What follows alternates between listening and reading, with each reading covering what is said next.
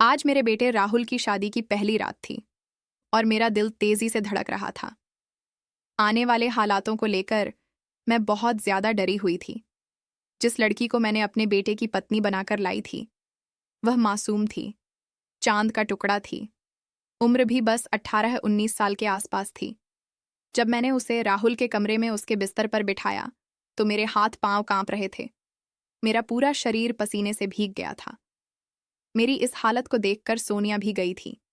उसने डरते हुए कहा, मम्मी जी, वह मुझे कुछ कहेंगे तो नहीं ना? कोई नुकसान तो नहीं पहुंचाएंगे? मुझे बहुत डर लग रहा है। मैंने अपने डर पर काबू पाया, क्योंकि अगर मैं डर जाती तो सोनिया और भी ज्यादा घबरा जाती। मैंने उसे ढांढ सा बंधते हुए कहा, चिंता मत करो बेटा, राहुल तुम्हें कोई नुकसान नहीं पहुंचाएगा। वह दिल का बहुत अच्छा है। सोनिया को जैसे तैसे समझाकर मैं कमरे से बाहर निकली और गार्डन की ओर चली आई, जहां मेरा बेटा झूले पर बैठा हुआ था। मैंने कहा, राहुल, यहां क्या कर रहे हो? अंदर तुम्हारी दुल्हन तुम्हारा इंतजार कर रही है। मेरी बात पर वह कुछ पल के लिए मुझे देखता रहा, फिर अचानक ताली बजाकर जोर जोर से हंसने लगा। मम्मी, मेरी नई दुल्हन आई है। आज मैं बहुत खुश हूं। आज मैं अपनी दुल्हन के साथ रहूंगा, उसके साथ खूब खेलूंगा, उसे अपने सारे खिलौने भी दे दूंगा। वह मुझे छोड़कर तो नहीं जाएगी ना मम्मी? उसकी खुशी देखकर मेरी आंखों से आंसू बह निकले। यही तो वह डर था जो मेरी रगों में बह रहा था। सोनिया को कमरे में बिठाने तक राहुल बीमार था और डॉक्टरों ने कह दिया था कि उसकी हालत कभी ठीक नहीं होगी। फिर भी मैंने उसकी शादी की थी। ये मेरी मजबूरी थी। अगर मैं उसकी शादी ना करती तो हम दोनों की जिंदगियां बर्बाद हो जाती। राहुल को पागल खाने भेज दिया जाता और मुझे वृद्ध आश्रम, सारी दौलत पर मेरे बड़े बेटे और उसकी लालची बीवी का कब्जा हो जाता। मैंने जल्दी से आगे बढ़कर राहुल को गले लगाते हुए कहा, राहुल, परेशान मत हो। तुम्हारी दुल्हन तुम्हें छोड़कर कहीं नहीं जाएगी।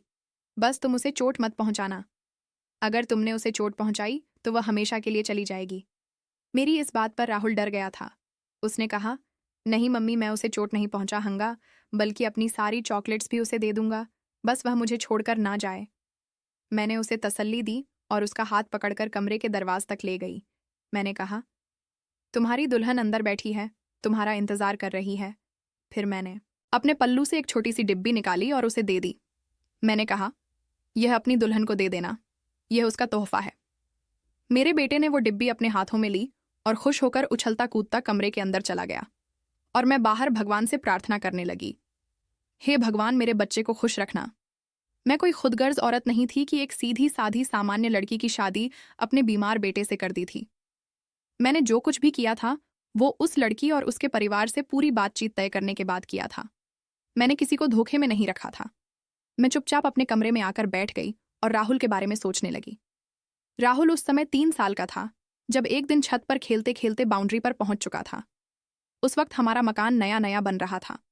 बाउंड्री उस वक्त बहुत ज्यादा ऊंची नहीं थी। मेरा जरा सा ध्यान हटा था और राहुल बाउंड्री तक पहुंचा और फिर मेरी जरा सी चूक से वह बाउंड्री से नीचे गिर पड़ा था। उसके सिर पर गंभीर चोट आई थी। डॉक्टरों ने कहा था कि उसके बचने के चांस कम हैं, लेकिन भगवान की कृपा से वह बच तो गया था, पर उसका मानसिक संतुलन हमेशा के लिए बिगड़ चुका था। तब से लेकर अब तक मैं अपने बेटे को अपने सीने से लगाकर संभालती आ रही थी। हालांकि मेरा बड़ा बेटा भी था जिसमें मेरी जान बचती थी, लेकिन राहुल को तो मैं कुछ ज्यादा ही प्यार करती थी, क्योंकि एक छोटी सी गलती से मेरा बेटा हमेशा के लिए मानसिक रूप से अपाहिज बना दिया गया था। बड़े बेटे की शादी मैंने कर दी थी, लेकिन उसकी बीवी बहुत लालची थी। उसने आते ही पूरे घर पर कब्जा करना शुरू कर दिया था और धीरे धीरे उसने मेरे बेटे रब्बी को अपने काबू में कर लिया था। उसका इरादा था कि राहुल को पागल खाने भेज दिया जाए, फिर सारी जायदाद अपने पति के नाम करवाकर वो दुबई शिफ्ट हो जाए। लेकिन मैं ऐसा कभी होने नहीं दे सकती थी। मेरे पति करोड़ों की जायदाद छोड़कर गए थे और उसमें राहुल का भी बराबर का हक था। इसलिए मैंने राहुल के लिए एक पत्नी चुनी थी, एक ऐसी लड़की जिसे बस पेट भरने के लिए रोटी चाहिए थी, जो गरीबी से जूझ रही थी। मैंने सोचा था उसके सारे शौक पूरे होंगे और मेरे बेटे को भी एक साथ ही मिल जाएगा। इन दोनों के सहारे मैं भी अपनी जिंदगी गुजार लूंगी। लेकिन मुझे नहीं पता था, मैं अपनी ही जिंदगी के लिए खुद की मुश्किलें खड़ी कर रही थी। मैं राहुल की शादी कभी ना करती अगर मेरी बड़ी बहू मुझे वह दिल दहला देने वाली खबर ना सुनाती। मुझे अच्छे से वह दिन याद है जब मेरी बड़ी बहू मेरे पास आई थी। वह अपनी 4 साल की बेटी का हाथ पकड़कर बड़े गुस्से से मेरे कमरे में दाखिल हुई थी। वह अपनी लाल लाल आंखों से मुझे गुस्से से घूर रही थी और बोली, आज आ जाए मेरा पति, मैंने रब्बी से कहना है कि हम यह घर छोड़कर चले जाते हैं। मुझे नहीं रहना इस घर में जहां आपका पागल बेटा रहता है। मैं बोली, बहू, आखिर बात क्या हो गई? इतना परेशान क्यों हो और ऐसी बातें क्यों कर रही हो? पूजा बेटा बताओ तो सही, आज से पहले तो तुमने कभी ऐसी बातें नहीं की। वह कहने लगी, मम्मी जी पूछे मेरी 4 साल की मासूम बेटी से कि उसका पागल चाचू उसे क्या कह रहा था। नैनी से प्रिया ने मुझे जो बात बताई थी उसे सुनकर मेरे सर पर आसमान टूट पड़ा था। मैं अविश्वास से कभी उस छोटी सी बच्ची अपनी पोती प्रिया को देखती तो कभी अपनी बहू पूजा को देख रही थी। मेरा तो कभी ध्यान ही इस तरफ नहीं गया था। भले ही राहुल दिमाग से कमजोर था, लेकिन वह एक हट्टा कट्टा मर्द था और शायद उसके अंदर भी जज्बात मचलने लगे थे। उसने प्रिया से यही तो कहा था कि तुम मेरी दुल्हन बनकर मेरे कमरे में रहो, और प्रिया ने यह बात अपनी माँ को बताई थी और इसीलिए पूजा गुस्से से आग बबूला होते हुए मेरे पास आई थी। मैं उसे बोली, पूजा भगवान से डरो, ये घर छोड़कर मत जाओ, मैं राहुल के लिए कुछ इंतजाम कर लूंगी। एक माँ से उसकी औलाद को दूर मत करो। मेरा छोटा बेटा राहुल तो पहले ही होश में नहीं है और अब तुम रब को भी हमसे लेकर चली गई तो मैं बिल्कुल तन्हा रह जाऊंगी। देखो पूजा, ठंडे दिमाग से सोचो, अगर तुम्हारे घर भी ऐसा बच्चा पैदा हो जाए तो तुम कभी इस बात को बर्दाश्त कर पाओगी? उसका दर्द क्या होता है, उस दर्द को तुम समझ पाओगी? यही दर्द मैं सुबह शाम बर्दाश्त करती हूँ। मेरी बात सुनकर पूजा सहम गई थी। उसने कहा, ठीक है मम्मी जी, मैं आपको आखिरी मौका देती हूँ, लेकिन अब जो भी करना है जल्दी कीजिएगा, नहीं तो मैं यह घर छोड़कर चली जाऊंगी। मुझे थोड़ा सा टाइम मिल गया था और फिर मैंने ठंडे दिमाग से यह सोचना शुरू कर दिया कि राहुल वाले मामले से कैसे निपटा जाए। मैं सारी रात सोचती रही थी और सारे मसले का हल सिर्फ यह निकला कि मुझे राहुल की शादी कर देना चाहिए, मगर मैं उसके लिए पत्नी लाती कहाँ से? एक पागल लड़के को कौन अपनी बेटी देता? सुबह जब मैं कमरे से निकली तो पूजा मुंह फुलाए बैठी थी, बड़ी और बोली, क्या बात है पूजा, क्या हुआ? वह बोली, आपने राहुल के बारे में क्या सोचा है? मैं उसके पास जाकर बैठ गई और बोली, तुम क्या चाहती हो? तुम ही बताओ कि आखिर क्या करना चाहिए? पूजा कहने लगी, बेहतर तो यही है कि उसे किसी पागल खाने में भेज दिया जाए। घर में छोटी बच्ची है, मैं और रब्बी जल्द ही दूसरा बच्चा भी प्लान करने वाले हैं। दूसरा बच्चा भी आ जाएगा। ऐसे में उस पागल के साथ रहना बिल्कुल भी ठीक नहीं होगा। अपने बेटे के बारे में यह सब बातें सुनकर मेरी आंखों में आंसू आ गए थे। मैं बोली, तुम चिंता मत करो, मैंने राहुल के बारे में सोच लिया है, लेकिन मैं उसे कभी भी पागल खाने नहीं भेजूंगी। अगर राहुल के ठीक होने के चांसेस होते तो मैं यह कड़वा घूंट भर भी लेती, मगर डॉक्टर ने कहा है उसकी यह बीमारी कभी नहीं जाएगी। तो फिर मैं अपनी कोख से जने बच्चे को खुद से दूर कैसे भेज दूं? मैं अपने राहुल की शादी करूंगी। मेरी बात सुनकर मेरी बहू पूजा कुछ देर तक मुझे हैरत से देखने लगी, फिर ताली बजाकर जोर जोर से हंसने लगी। हंसते हंसते बेहाल हो गई, फिर बोली, लो कर लो, बात कौन शादी करेगा इस पागल से? मैंने पूजा को अफसोस भरी नजरों से देखा था। उसके मन में क्या खिचड़ी पक रही थी। मैं सब जानती, एक तरफ राहुल की बीमारी और दूसरी तरफ मेरी उम्र बढ़ रही थी। अब जायदाद बेचकर कहीं भागने का सवाल ही नहीं था, और फिर जो पूजा चाहती थी मैं वो भी होने देना नहीं चाहती थी। दोनों भाई बराबर के हिस्सेदार थे और पूजा चाहती थी राहुल पागल खाने चला जाए ताकि पूरी जायदाद उसके पति के हाथ लग जाए। मैं समझ गई थी पूजा अपने इस प्लान में सफल हो सकती है, और इसीलिए मैंने ठान लिया था कि मैं कुछ भी करके कैसे भी करके राहुल की शादी करवा दूं। चलो किसी गरीब लड़की का भला हो जाएगा जिसे ज्यादा से ऐश करने का शौक हो, उस पर राहुल की मासूमियत भी हावी रहेगी। मेरी नीयत बिल्कुल साफ थी। मैंने अपनी काम वाली से कहा, मुझे किसी गरीब घर की लड़की चाहिए, राहुल की शादी करनी है। वो भी हैरान हो गई और बोली, मालकिन आपको तो पता है कि राहुल बीमार है, उसका दिमागी संतुलन ठीक नहीं रहता, तो उसकी शादी कौन करेगा? मैंने कहा, मुझे पता है गरीबी क्या चीज होती है। जब भूख लगती है तो माँ बाप अपने बच्चों को बेचने तक मजबूर हो जाते हैं। तुम बस ये बात फैलाओ कि मालकिन अपने छोटे और पागल बेटे की शादी करना चाहती हैं और जल्द से जल्द शादी होनी। बड़ी और बोली, क्या बात है पूजा, क्या हुआ? वह बोली, आपने राहुल के बारे में क्या सोचा है? मैं उसके पास जाकर बैठ गई और बोली, तुम क्या चाहती हो?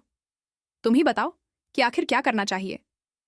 पूजा कहने लगी, बेहतर तो यही है कि उसे किसी पागल खाने में भेज दिया जाए। घर में छोटी बच्ची है। मैं और रब्बी जल्द ही दूसरा बच्चा भी प्लान करने वाले हैं। दूसरा बच्चा भी आ जाएगा। ऐसे में उस पागल के साथ रहना बिल्कुल भी ठीक नहीं होगा। अपने बेटे के बारे में यह सब बातें सुनकर मेरी आंखों में आंसू आ गए थे। मैं बोली, तुम चिंता मत करो, मैंने राहुल के बारे में सोच लिया है, लेकिन मैं उसे कभी भी पागल खाने नहीं भेजूंगी। अगर राहुल के ठीक होने के चांसेस होते तो मैं यह कड़वा घूंट भर भी लेती, मगर डॉक्टर ने कहा है उसकी यह बीमारी कभी नहीं जाएगी, तो फिर मैं अपनी कोख से जने बच्चे को खुद से दूर कैसे भेज दूं? मैं अपने राहुल की शादी करूंगी। मेरी बात सुनकर मेरी बहू पूजा कुछ देर तक मुझे हैरत से देखने लगी, फिर ताली बजाकर जोर जोर से हंसने लगी। हंसते हंसते बेहाल हो गई। फिर बोली, लो कर लो, बात कौन शादी करेगा इस पागल से? मैंने पूजा को अफसोस भरी नजरों से देखा था। उसके मन में क्या खिचड़ी पक रही थी, मैं सब जान थी। एक तरफ राहुल की बीमारी और दूसरी तरफ मेरी उम्र बढ़ रही थी। अब जायदाद बेचकर कहीं भागने का सवाल ही नहीं था, और फिर जो पूजा चाहती थी मैं वो भी होने देना नहीं चाहती थी। दोनों भाई बराबर के हिस्सेदार थे और पूजा चाहती थी राहुल पागल खाने चला जाए ताकि पूरी जायदाद उसके पति के हाथ लग जाए। मैं समझ गई थी पूजा अपने इस प्लान में सफल हो सकती है, और इसीलिए मैंने ठान लिया था कि मैं कुछ भी करके कैसे भी करके राहुल की शादी करवा दूं। चलो किसी गरीब लड़की का भला हो जाएगा, जिसे ज्यादा से ऐश करने का शौक हो, उस पर राहुल की मासूमियत भी हावी रहेगी। मेरी नीयत बिल्कुल साफ थी। मैंने अपनी काम वाली से कहा, मुझे किसी गरीब घर की लड़की चाहिए, राहुल की शादी करनी है। वो भी हैरान हो गई और बोली, मालकिन, आपको तो पता है कि राहुल बीमार है, उसका दिमागी संतुलन ठीक नहीं रहता, तो उसकी शादी कौन करेगा? मैंने कहा, मुझे पता है गरीबी क्या चीज होती है। जब भूख लगती है तो माँ बाप अपने बच्चों को बेचने तक मजबूर हो जाते हैं। तुम बस यह बात फैलाओ कि मालकिन अपने छोटे और पागल बेटे की शादी करना चाहती हैं, और जल्द से जल्द शादी होनी। छोटे 3 कमरे बने हुए थे। मैंने उस औरत की बात सुनी। वह अपनी बेटी को लेकर बहुत दुखी थी, और फिर मैंने अपने मन में सोचा, मेरी नीयत साफ है, दौलत आराम सब कुछ मिलेगा उसकी बेटी को, और मेरा राहुल भी अकेला नहीं रहेगा। उस औरत की आंखों में आंसू थे। उसने कहा, मैं आपकी तकलीफ समझ सकती हूँ, औलाद का दर्द सबसे बड़ा दर्द होता है। और फिर जब सोनिया को मेरे सामने लाया गया तो मैं उसे देखकर हैरान रह गई थी। वो तो बेमिसाल खूबसूरत थी। उसकी उम्र भी कोई 18-19 साल रही होगी, और उसके चेहरे पर मासूमियत साफ झलक रही थी। वह चुपचाप मेरे पास आकर बैठ गई। उसकी नजरें झुकी हुई थीं। कुछ देर बाद वो उठकर चली गई थी। फिर उसके दोनों भाई मेरे सामने आकर बैठ गए। बड़े भाई ने कहा, आप हमारी बहन का रिश्ता मांगने आई हैं। मैंने उन्हें सब सच सच बता दिया कि मेरा बेटा राहुल मानसिक रूप से ठीक नहीं है। वह थोड़ी देर के लिए चुप रहे, फिर बोले, हमारी बहन खूबसूरत है और बहुत कम उम्र भी है। हम उसे आपके पागल बेटे से कैसे बहा सकते हैं? उन लोगों की बात सुनकर मैं हैरान हुई थी, लेकिन फिर बड़े भाई ने कहा, मैं अभी बाहर से गुजर रहा था और आपकी बड़ी सी गाड़ी देखी, इससे आपकी हैसियत का अंदाजा हो गया है। तो क्या आप हमारी बहन को यूं ही ले जाएंगी? मैंने पूछा, तो तुम्हें क्या चाहिए? तब छोटा भाई बोला, आप हर महीने हमें कुछ रकम दे दिया करना, क्योंकि हमारी माँ बीमार रहती हैं। वो दोनों भाई बोले, और हम दोनों भी ज्यादा नहीं कमाते, हमारी माँ की दवाई वगैरह का खर्चा भी होता रहेगा। मैंने कहा, हाँ बताओ, कितनी रकम चाहिए? तो सोनिया का बड़ा भाई भला हर महीने लाख दे दिया करना। इसके अलावा शादी से पहले लाख रुपये, ये गाड़ी और एक घर भी हो जाए तो बहुत अच्छा रहेगा। घर तो सोनिया के ही नाम होगा, लेकिन उसमें रहेंगे हम। उन लोगों की इन सब बातों को सुनकर मैंने ठंडे मन से कहा, ठीक है मुँह, मुझे आपकी हर शर्त मंजूर है। इसके अलावा भी अगर आपको कुछ चाहिए तो बेझिझक बताइएगा। दोनों भाई मेरी बात सुनकर चौंक गए थे। उन्हें शायद उम्मीद नहीं थी कि मैं इतनी आसानी से सब बातें मान लूंगी। वे एक दूसरे की ओर देखकर बोले, अगर आप हमें अपने किसी कारोबार में अच्छी नौकरी दिलवा दें तो आपकी बड़ी मेहरबानी होगी। मैंने कहा, ठीक है, यह भी हो जाएगा। 8 दिन बाद मैं अपनी बहू को लेने आ जाऊंगी। उनके चेहरे पर खुशी साफ झलक रही थी, मानो उनकी लॉटरी लग गई हो। उनके चेहरे की चमक देखी जा सकती थी। जैसे ही वे लोग उठकर गए तो मुझे उनके जाने के बाद राहत महसूस हुई थी कि चलो बात तय हुई, और आज मैं सोनिया को अपनी बहू बनाकर घर ले ही आई थी। मैंने उन लोगों का मुंह बंद करने के लिए लाखों रुपए खर्च किए थे, उन्हें एक गाड़ी दी थी और एक घर भी। मुझे पता था वह लोग लालची हैं और इस लालच में कभी भी अपना मुंह नहीं खोलेंगे। लेकिन मैं अंदर से डरी हुई थी। मन ही मन बस यही दुआ कर रही थी, यह रात सुकून से गुजर जाए। जैसे ही सुबह की रोशनी फैली, मैं भागते हुए बाहर आई और दरवाजे पर दस्तक दी। सोनिया ने ही दरवाज़ा खोला था, लेकिन उसकी हालत देखकर मेरा दिल बैठ गया। उसके पूरे शरीर पर नील के निशान थे और यह सब कुछ देखकर मैं बुरी तरह घबरा गई थी। जबकि राहुल बेखबर सो रहा था। सोनिया मुझसे लिपट कर फूट फूट कर रोने लगी। मैंने उसे अपनी बाहों में कस लिया और उसे लेकर बाहर आ गई। मेरे दिल में गहरी शर्मिंदगी उठ रही थी। क्या मैंने अपने फायदे और अपने बेटे के लिए उस मासूम जिंदगी को बर्बाद तो नहीं कर दिया? मैंने उसे संभालते हुए कहा, सोनिया बेटा, खुद को संभालने की कोशिश करो, धीरे धीरे सब ठीक हो जाएगा। मेरी बातों पर सोनिया ने सिर हिला दिया और किचन की ओर जाने लगी। जब वह सबके लिए नाश्ता बनाने लगी तो मैंने उसे रोक दिया। मैंने कहा, यह सब काम तुम नहीं करोगी, इसके लिए नौकर है। तुम बस आराम करो और अपना ख्याल रखो। मेरी बात पर सोनिया थोड़ा खुश हो गई थी, लेकिन रातें वैसे ही कटने लगी थीं। राहुल को मैं बार बार समझाती कि तुम अगर इसे मारोगे तो यह तुम्हें छोड़कर चली जाएगी। राहुल चुपचाप मुझे देखता रहता, फिर मासूमिया से कहता, माँ, मैं उसे नहीं मारता। अगर मैं उसे मारूंगा तो वह मुझसे नाराज हो जाएगी ना। मैं बस उसे थोड़ा सा डरा देता हूं, लेकिन वो भी तो मुझ पर गुस्सा करती है ना। फिर भी मैं उसे कुछ नहीं कहता। उसकी बात सुनकर मेरा दिल बैठ जाता, लेकिन अगले ही दिन वही होता। सोनिया के शरीर पर नील के निशान होते, उसकी हालत बिगड़ी होती। मैं हद से ज्यादा परेशान हो चुकी थी। राहुल पर भी मेरी बातों का कोई असर नहीं हो रहा था।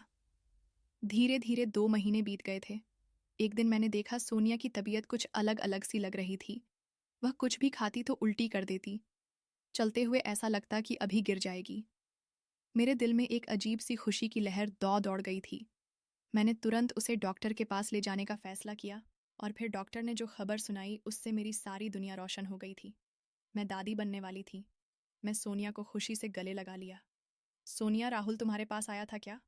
मैंने झिझक हुए उससे पूछा, तो उसने शर्माते हुए अपना सर झुका लिया था और उसी पल मैंने राहुल और सोनिया दोनों के माथे को प्यार से चूम लिया था। इसके बाद से मैं सोनिया का बहुत ख्याल रखने लगी थी, यहाँ तक कि मैंने उसे अपने पास ही सुलाना शुरू कर दिया था ताकि राहुल बच्चे को कोई नुकसान ना पहुंचा दे। लेकिन राहुल बहुत परेशान रहने लगा था। वह कहता, मुझे मेरी दुल्हन को अपने पास रखना है, आप उसे अपने कमरे में क्यों रखती हैं? लेकिन मैं उसे जैसे तैसे बहला रखत और फिर राहुल की सेहत में चमत्कारी बदलाव आना शुरू हुए थे। राहुल की हालत अब पहले से बेहतर होने लगी थी। वो जो पहले हर वक्त गुस्से में चीखता चिल्लाता रहता था, अब धीरे धीरे शांत होने लगा था। मैं जो भी कहती वह मान लेता और अब तो खाना खाते हुए गंदगी भी नहीं करता था। बड़े आराम से अपना खाना खुद ही खा लेता। राहुल के इस बदलाव को देखकर मैं हैरान थी। फिर एक दिन जब मैं उसे डॉक्टर के पास लेकर गई तो डॉक्टर ने जो बताया वह सुनकर मेरी खुशी का ठिकाना नहीं था। डॉक्टर ने कहा, आपके बेटे में चमत्कारी बदलाव आ रहे हैं। मुझे लगता है अगर ऐसा ही चलता रहा तो वह बहुत जल्दी पूरी तरह ठीक हो जाएगा। मैं राहुल को लेकर घर आई, लेकिन घर अजीब सा खाली खाली लग रहा था। बड़ी बहू अपने माँ की गई हुई थी। उसके भाई की शादी थी और वो 8 दिन पहले ही अपने माँ के चली गई थी। लेकिन कम से कम सोनिया तो घर पर होगी। लेकिन जब मैं कमरे में गई तो कमरे की हालत देखकर मेरा दिल धक से रह गया। सोनिया भी घर पर नहीं थी और कमरे की बिखरी हालत ने मेरे दिल को बेचैन कर दिया था। घबराते हुए जल्दी से मैं सोनिया के कमरे में गई तो देखा वहां की हालत भी बुरी थी। घर में जो भी जेबरात और कैश था वह सब गायब थे। तभी मेरी नज़र टेबल पर रखी एक खत पर पड़ी थी। मैंने कांपते हाथों से वह खत उठाया और पढ़ने लगी, और जब मैंने वह खत पढ़ा तो ऐसा लगा जैसे मेरे पैरों तले से ज़मीन खिसक गई हो। वह खत सोनिया का था। उसमें लिखा था, मम्मी जी, मैं यह घर छोड़कर जा रही हूँ। मैं आपके पागल बेटे के साथ अब और नहीं रह सकती। यह वह जिंदगी नहीं जो मैंने सपनों में देखी थी। मेरे भाइयों ने लालच में आकर मेरे सारे सपने तोड़ दिए। आपके दिखाने के लिए मैं राहुल के साथ एक कमरे में रहती थी, लेकिन कभी भी उसे अपने करीब नहीं आने दिया। राहुल मासूम है। उसने कभी मुझे कोई चोट नहीं पहुंचाई, बल्कि मैं खुद ही अपने शरीर पर ऐसे निशान बनाती थी ताकि ऐसा लगे जैसे उसने मुझे मारा हो। यह सब मैं इसलिए करती थी क्योंकि मैं किसी और से प्यार करती थी और उसी से शादी करना चाहती हूँ। माफ़ कीजिए, जितने दिन मैं इस घर में रही और मैंने सिर्फ तकलीफ और तनाव में ही वक्त गुजारा है, इसलिए जाते जाते मैं आपके घर से सारे जबरात और पैसे लेकर जा रही हूँ। मुझे भी इन पैसों की ज़रूरत पड़ेगी। और हाँ, एक बात और, मैं राहुल के बच्चे की माँ बनने वाली नहीं हूँ। वह सब एक नाटक था। मैंने डॉक्टर को भी इमोशनल ब्लैकमेल किया था। वह भी मेरी बातों में आ गया था। ये खत पढ़कर मैं धम से सोफे पर गिर पड़ी थी, और जब राहुल को यह सब पता चला तो वो फूट फूट कर रोने लगा। वह मेरी गोद में सिर रखकर सिसक रहा था। माँ, मेरी दुल्हन को कहीं से लेकर आओ। मैं उसके बिना नहीं रह सकता। मेरी दुल्हन को मुझे लौटा दो। राहुल की आंखों में आंसू थे और मेरा दिल चीर रहे थे। मैंने उसे समझाने की कोशिश की। राहुल, तुम्हारी दुल्हन अच्छी नहीं थी, वह धोखेबाज है। लेकिन राहुल ने आंसू भरी आंखों से कहा, नहीं मम्मी, वह गंदी कैसे हो सकती है? अगर वह गंदी है तब भी मुझे अच्छी लगती है। उसकी मासूमियत ने मेरा दिल तोड़ दिया था। मैंने राहुल का हाथ थाम लिया और पूछा, सोनिया, रात को तुम्हें कुछ कहती थी? राहुल ने जब जवाब दिया, वह मुझे डांट थी, मुझे अपने पास नहीं आने देती थी। एक बार तो उसने मुझे जोर से मारा भी था, लेकिन फिर भी वह मुझे अच्छी लगती है। मैं उसके साथ ही रहूंगा। राहुल की बात सुनकर मेरा दिल अंदर से टूट गया था। सोनिया ने मेरे मासूम बेटे के साथ कितना अन्याय किया था, फिर भी वो उसी के प्यार में पागल था। मैंने अपने आप पर भी गुस्सा किया कि मैंने कैसे उस लड़की पर इतना भरोसा किया, उसे अपना माना। लेकिन शायद यह भगवान की तरफ से मुझे सजा मिली थी कि वह हमें छोड़कर चली गई। धीरे धीरे राहुल की हालत फिर से बिगड़ने लगी थी। वह पहले की तरह अजीब हरकतें करने लगा था। महीनों तक यही चलता रहा। एक दिन जब मैं राहुल को अस्पताल से लेकर घर लौट रही थी तो मैंने अस्पताल के बाहर कुछ भिखारियों को देखा। मैं उनकी मदद के लिए उन्हें पैसे देने लगी, और तभी एक लड़की पर मेरी नज़र पड़ी जिसने अपना चेहरा चादर से ढका हुआ था। मेरे दिल में एक अजीब सा शक हुआ, लेकिन मैं उस वक्त चौंक गई जब राहुल ने उस लड़की का हाथ पकड़ा और खुशी से चिल्लाया, मम्मी, मेरी दुल्हन मिल गई। उसने उस लड़की का हाथ कसकर पकड़ा हुआ था और बार बार कह रहा था, तुम मुझे छोड़कर कहाँ चली गई थी? मैंने घबराते हुए कहा, राहुल, क्या कर रहे हो, छोड़ो उसका हाथ। लेकिन अगले ही पल राहुल ने उसकी चादर हटा दी थी और मेरी आंखें हैरत से फैल गई थीं। वो सोनिया ही थी। उसकी हालत इस वक्त बहुत खराब थी। वह सूख कर कांटा हो चुकी थी। मुझे देखते ही उसकी नजरें शर्मिंदगी से झुक गईं, जबकि राहुल तो खुशी से पागल हो गया था। मैंने गहरी सांस लेते हुए कहा, सोनिया, ये क्या हालत बना ली है तुमने? अगले ही पल सोनिया फूट फूट कर रोते हुए मेरे कदमों में गिर पड़ी। कहने लगी, मम्मी जी, मुझे माफ कर दीजिए। मैंने बहुत बड़ी गलती की। मैंने आपका और राहुल का दिल दुखाया, और इसी की सजा की हकदार हूं। जिस लड़के के लिए मैं आपके घर से भागी थी, उसने मुझे धोखा दिया, मुझसे शादी का वादा किया, लेकिन शादी के बहाने वो मुझे एक फ्लैट में ले गया था। उसने मेरे साथ गलत करने की कोशिश की और फिर मुझे फंसाकर छोड़ देने का इरादा था, लेकिन उसके इरादों को समझकर मैं उसी रात वहां से भाग निकली। भागने के बाद मेरे पास कोई ठिकाना नहीं था। मैं कहाँ जाती, समझ नहीं आ रहा था। तब एक भिख औरत ने मुझे सहारा दिया था और मैं उसकी झोपड़ी में रहने लगी। अब मैं भी उसके साथ भीख मांगकर अपना पेट भर रही थी। सोनिया की हालत सुनकर मेरा दिल पसीज गया और मैं उसे घर ले आई और अपने बेटे की खातिर उसे माफ कर दिया। इस बार सोनिया भी पूरी ईमानदारी से इस घर को अपना घर मानने लगी थी और राहुल को अपना पति। धीरे धीरे राहुल भी सोनिया के प्यार में सुधरने लगा था। अब वह पहले से ज्यादा समझदारी की बातें करता और उसकी सेहत में भी तेजी से सुधार हो रहा था। हर कोई उसे देखकर हैरान था कि इतनी जल्दी कैसे बदलाव आया, और मैं भगवान का धन्यवाद करती कि कुछ भी सही मेरे बेटे की जिंदगी में खुशियां लौट आई थीं। और फिर एक दिन जब शर्माते हुए सोनिया ने मुझे बताया कि वह मां बनने वाली है, तो मैं कई मिनट तक उसे बस देखती रह गई। उसकी आंखों में आंसू आ गए। वह कांपती हुई आवाज में बोली, मम्मी जी, इस बार मैं झूठ नहीं बोल रही। और फिर मैंने आगे बढ़कर उसे सीने से लगा लिया। मैंने महसूस किया कि सच में उसकी आंखों में सच्चाई की चमक थी। राहुल भी इस खबर से बहुत खुश हुआ था। जब सोनिया और राहुल का बच्चा इस दुनिया में आया तो राहुल उस समय तक पूरी तरह ठीक हो चुका था। राहुल ने आगे बढ़कर अपने बेटे को गोद में उठाया और प्यार से उसके माथे को चूमा। उसकी आंखों से खुशी के आंसू बहने लगे थे।